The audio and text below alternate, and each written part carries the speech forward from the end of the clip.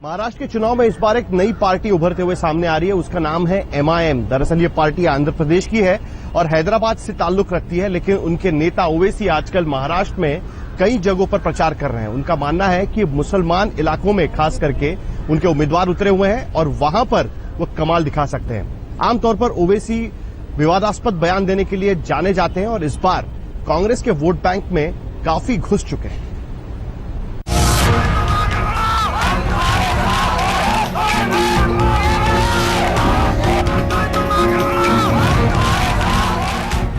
एक सिस्टमेटिक तरीके से मुस्लिम माइनॉरिटीज़ का डिसएम्पावरमेंट किया गया है और ये मैंने अपने दिमाग से नहीं कह रहा हूँ। खुद महाराष्ट्र माइनॉरिटी कमीशन ने जो सर्वे करवाया उसकी रिपोर्ट से बता रही है। आप मुझे एक बात बताइए कि 1962 से 2009 तक जितने असेंबली के इलेक्शन हुए 1100 के करीब MLAs इलेक्ट हुए। आखिर क्या वजह है कि सिर्फ एक छोटा सा नंबर 119 मुस्लिम MLA जीते? MIM के इस फैसले से पहले से ही एंटी इनकम्बेंसी का सामना कर रही कांग्रेस और NCP की मुश्किलें बढ़ सकती हैं। महाराष्ट्र में करीब 12% मुसलमान हैं और लगभग 47 सीटों पर उनकी तादाद 20 से 43% है। MIM को इन आंकड़ों में अपनी ताकत नजर आ रही है। महाराष्ट्र सरकार की महमूदुर रहमान कमेटी की रिपोर्ट कहती है कि 59% से ज्यादा शहरी और ग्रामीण मुस्लिम महाराष्ट्र में गरीबी रेखा के नीचे रहते हैं। लेकिन बावजूद इसके राजनीतिक पार्टियां बात करती है सिर्फ और सिर्फ ज्यादा राजनीतिक प्रतिनिधित्व की।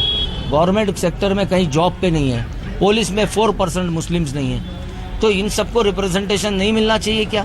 MIM मजबूत स्थानीय उम्मीदवारों के साथ मैदान में उतरी है। पहली बार ऐसा हो रहा है कि दलित, मुस्लिम्स और दूसरे सभी कम्युनिटी के लोग एक साथ मिलकर आए हैं शहर के डेवलपमेंट के लिए, और ऐसे बहुत सारे इश्यूज हैं जो मेन पॉलिटिकल पार्टीज इग्नोर करते आई हुई है। यही वजह है कि इतने सारे लोग अब हमारे साथ जुड़ रहे हैं।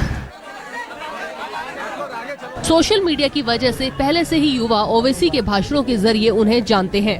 ओवैसी साहब एक ऐसे वाहिद लीडर है जो पार्लियामेंट में बैठ के नरेंद्र मोदी के खिलाफ भी बोल सकते हैं। हमारे यहाँ से हमारे मुसलमान को कैंडिडेट को इलेक्शन में खड़ा करो, मुसलमान जीत के जाए, हमारी आवाज़ मुसलमान ही उठाएगा और कोई दूसरा कैंडिडेट नहीं उठा सकता पार्लियामेंट में। चाहे कोई भी कौम का हो, चाहे हिंदू हो, मुस्लिम हो, क्रिश्चियन हो, लोगों के पास एक अच्छा समाज नहीं है। आज जो है उनके भाषण से ये मालूम पड़ता है कि हम जो है एक पूरा पीसफुल माहौल बनाए। MIM ने नांदेड़ में अपने लिए अच्छी जमीन तैयार की है। मराठवाड़ा और दूसरे मुस्लिम बहुल इलाकों जैसे मालेगांव, भिवंडी और मुंब्रा में भी MIM का प्रभाव बढ़ रहा है।